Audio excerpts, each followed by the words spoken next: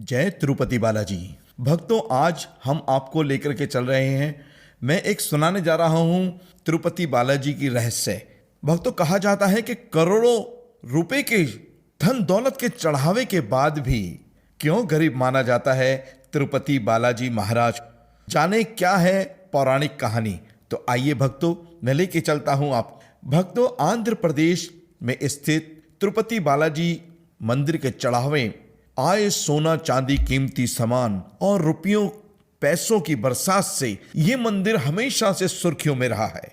इसी वजह से तिरुपति बालाजी मंदिर को वीआईपी मंदिर भी माना जाता। आंध्र प्रदेश में स्थित तिरुपति बालाजी का मंदिर चढ़ावा में सोना चांदी कीमती सामान न जाने कितने करोड़ों रुपया लाखों चढ़ावे यहां पर आते हैं और न जाने कितने हजार किलो सोना और चांदी इस मंदिर के खजाने में है। लेकिन भक्तों, इसके पश्चात भी तिरुपति बालाजी को गरीब क्यों माना जाता, इसकी वजह मैं आपको बताने जा रहा हूं। भक्तों, ध्यान से सुनिएगा और अंत तक सुनिएगा। तो एक पौराणिक कथा के माध्यम से मैं आपको बताने जा रहा हूं। भगवान तिरुपति बालाजी यानी विष्णु के अवतार, इस देवता को गरीब माना जाता है और वो क्यों माना जाता है। आइए भक्तों, मैं लेके चलता हूं आपको।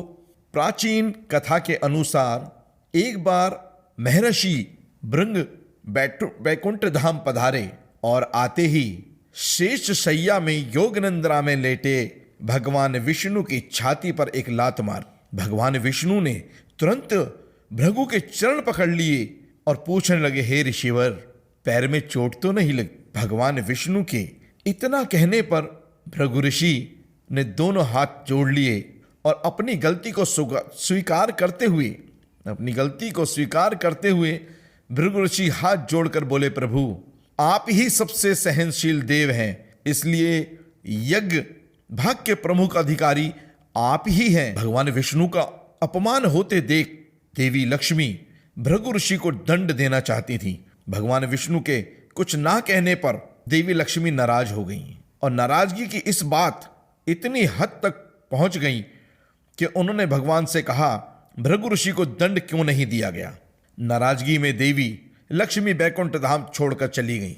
भगवान विष्णु लक्ष्मी को ढूंढना शुरू कर दिया और ढूंढते ढूंढते भगवान विष्णु को पता चला कि देवी लक्ष्मी पृथ्वी पर पद्मावती नाम की कन्या के रूप में जन्म लिया है। भगवान विष्णु ने भी तब अपना रूप बदला और पृथ्वी लोक पर पहुंच करके पद्मावती के पास यानी लक्ष्मी जी के पास भगवान ने अपने विवाह का प्रस्ताव रखा, जिसे देवी ने स्वीकार कर लिया।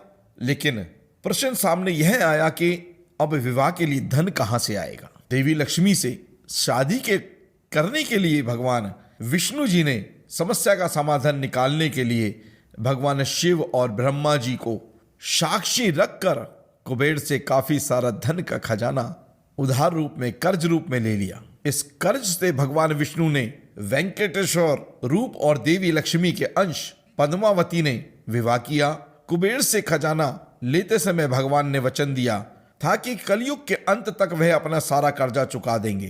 कर्ज समाप्त होने तक वह ब्याज चुकाते रहेंगे। भगवान के कर्ज में डूबे होने की मान्यता के कारण बड़ी मात्रा में धन दौलत भक्त उनको भेंट करते हैं ताकि भगवान अपने कर्ज से मुक्त हो जाए। यानी कि तिरुपति बालाजी महाराज, भगवान विष्णु महाराज अपने कर्ज से मुक्ति पा जाए। इसीलिए सभी भक्तजन मिलकर के भगवान विष्णु को यानी कि तिरुपति बालाजी महाराज के खजाने में सोना चांदी हीरा मोती और ना जाने कितनी धन संपत्ति दान करते हैं भक्त। तो ये है भगवान विष्णु को यानी तिरुपति बालाजी महाराज को इतना चढ़ावा चढ़ने के बाद भी आज भी उनको गरीब माना जाता है। तो भक्तों, कैसे लगी आपको मेरी एक कहानी, एक पौराणिक कथा। और भक्तों, अगर अच्छी लगी हुई आप लाइक कीजिए, शेयर कीजिए।